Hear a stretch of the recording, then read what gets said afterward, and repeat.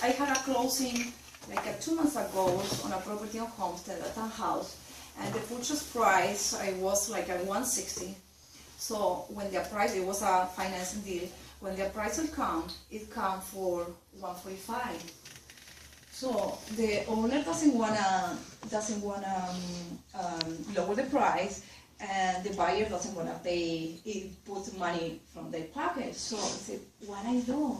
You just leave that deal die after work 2 months. So don't be afraid to do things that sometimes you need to like get out of the book and try to find other ways. You know what I did?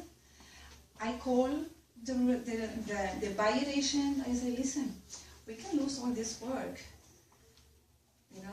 We can make it happen.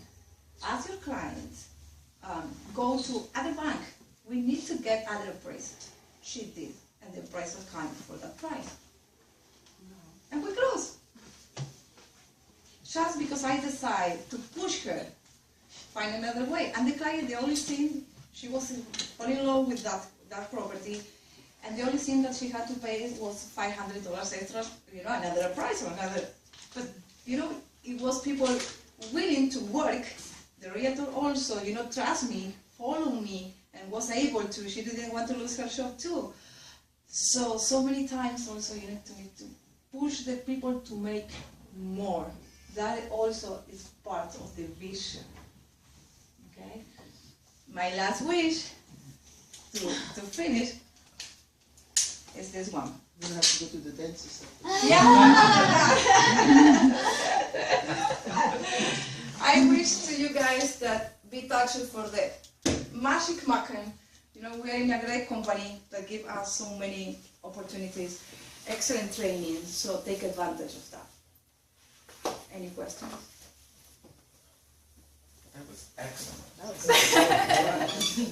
Now I have to live 8 days a month. You can take a picture of that, okay? You can take a picture and note of that. 8 days of Monica, we got it. That's my wishes to you guys. Thank you.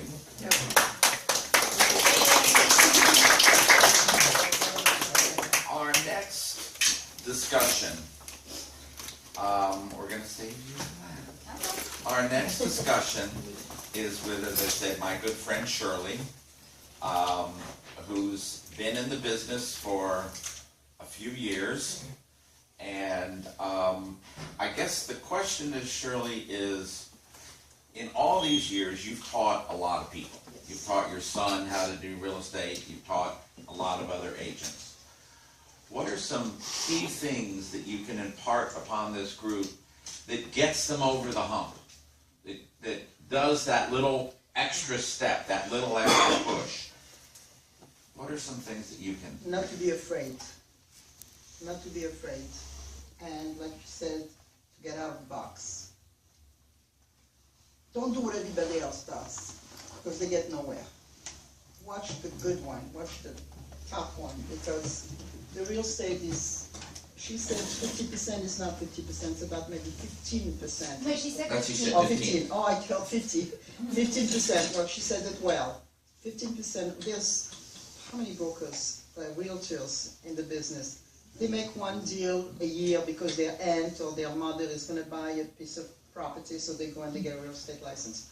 All the doctors' wives have their real estate license. All the lawyers' wives have their real estate license. So they can buy property and they save the commission, okay? So you have to work hard. This is not an easy business, but it's a very, very rewarding business, financially and also for your own personal life. Also, you have to be balanced. You have to learn how to balance your business, your family. Very, very important. That's what I have problems with. Yeah, well, we can talk. You want to have a life. You don't want just to have real estate, because it will be a poor life at the end of the road. It's to be able to balance.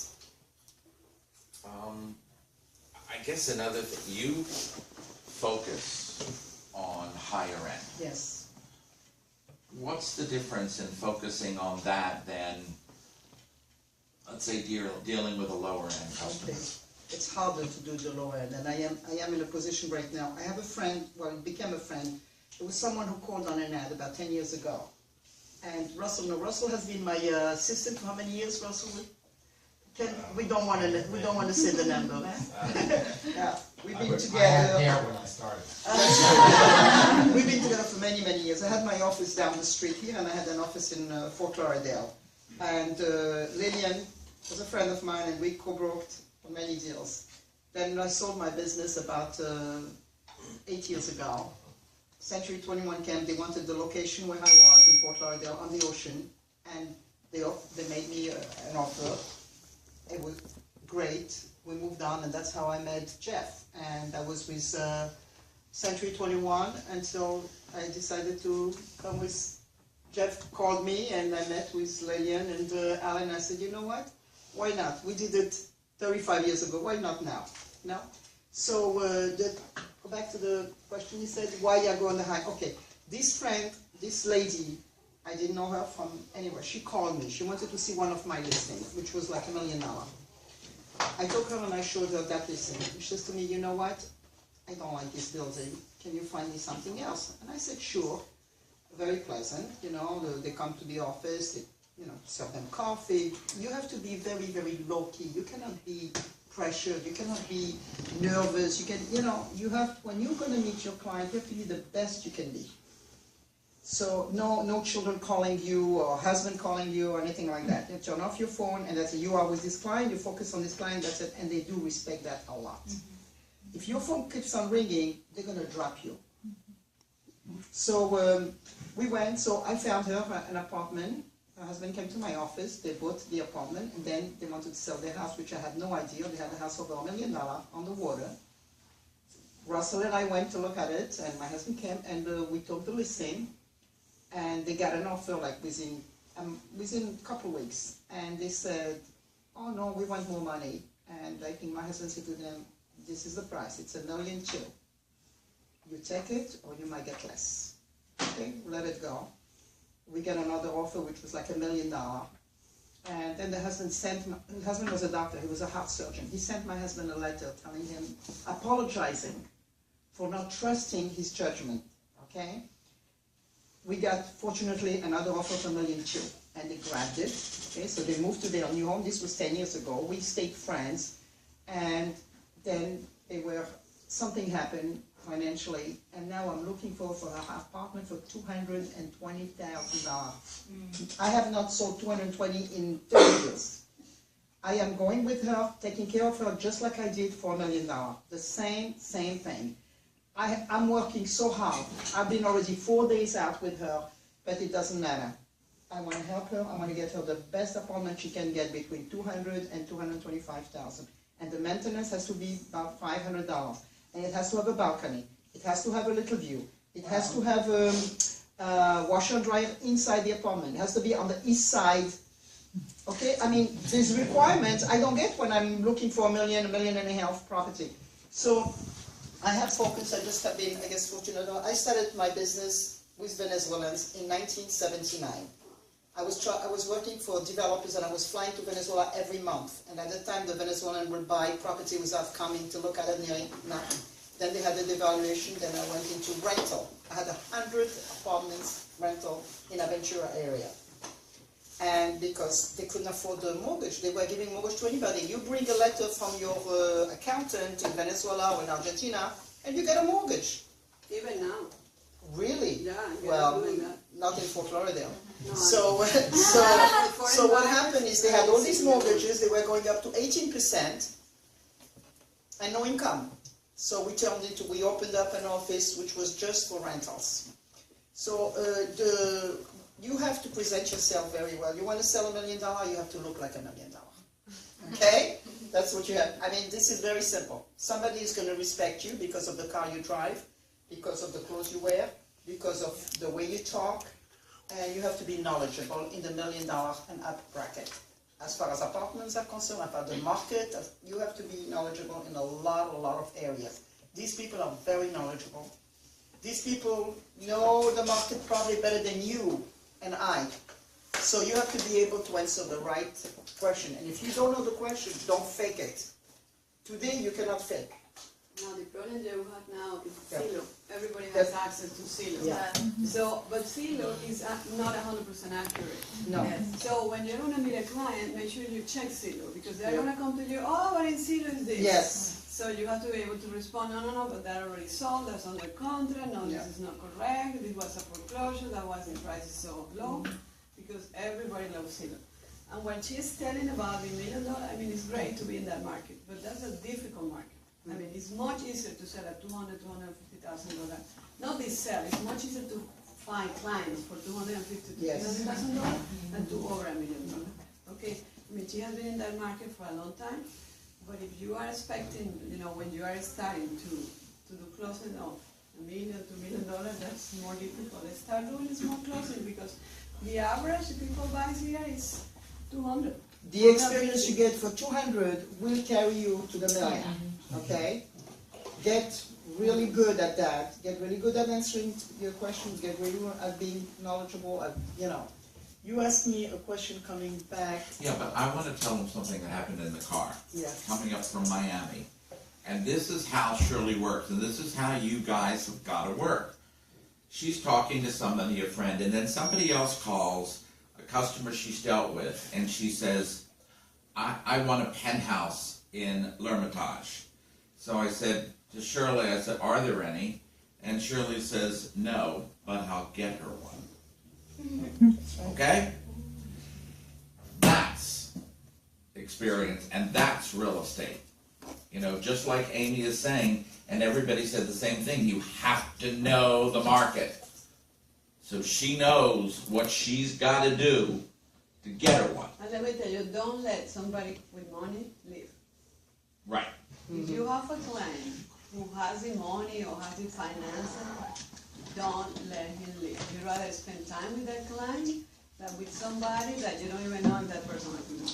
So if you have somebody with money, focus on that person, most of the clients, they don't know what they want. Oh, I want an apartment in Aventura, they end up buying a house in Hollywood. I don't know. They don't know what they want. So you I had the biggest, you asked me what is the biggest disappointment in my career, right?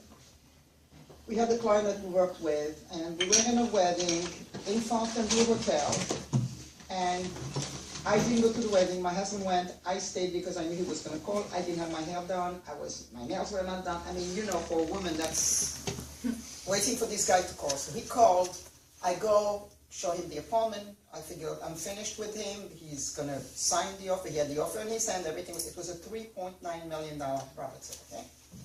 He's gonna sign it, he's gonna bring it back to us, I get dressed fast, I put my hair back, run to the wedding. I never saw those pictures, and I hope I never see them. We are there and everything. He calls us, he wants to bring his mother to see the apartment. I'm talking about Fort Lauderdale, Oakland Park, to Fontainebleau, in Miami Beach, okay? I say, so my husband says, you stay because it doesn't look nice. I'm gonna go. So he went. We were going back and forth like a yo-yo, okay? And 2 cars going back and forth. We didn't even drive, it was 1 car. So then, finally, the next day, he signs the offer. We're very excited, 3.9. It was my listing and my sale. Now, you guys do the numbers, okay? So then, the next day, he gets the papers for the association. He gets going to be interviewed. Everything was credit report, beautiful. Him, his wife, and a daughter, and the dog. The daughter, the first time that my husband saw that, she was wearing pants with the bag Juicy. He says, can you believe somebody walking around with Juicy on their rear end? I said, they have money, they can walk around any way they want. He didn't know what Juicy was, and I explained to him it was a brand. She didn't do it to attract men. So anyway, they're going, everything, the day of the interview comes. They come to the interview, they call us, they say, we're not buying the apartment. Why? They went into the elevator, and the elevator was broken, and the wife has claustrophobia. Oh my gosh. Okay? I can tell you, I lost the wedding, I lost this, and very nicely we went, and we spoke to them, and we say, okay, she said, no, I think we're going to buy a house. And we are so glad it happened today, because otherwise we will be stuck. Anyway, so the seller was very nice. He let them out of the contract because he understood that it was a situation, a health situation really. And he didn't want to get into a lawsuit or anything like that. And we did everything perfect. They went and bought a house for somebody else. Oh, no. Okay? So this happens. You can do everything, and boom, something happens. Just want to share one other thing last night, and then I'll introduce you to our fourth panel member, who will need an introduction. But I think a lot of you know that I had a listing which I ended up selling, which was absolutely delightful. And they want to buy the land in back of the house also.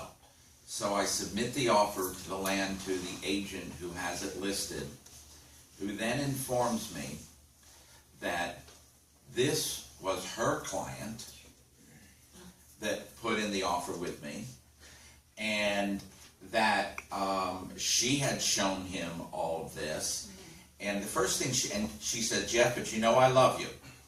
When they start out with I love you, you know that there's something else that's going to follow. And, you know, so she did that, and of course, then she tells me, well, did the wife tell you that she wants the selling commission side because she's a realtor? Okay?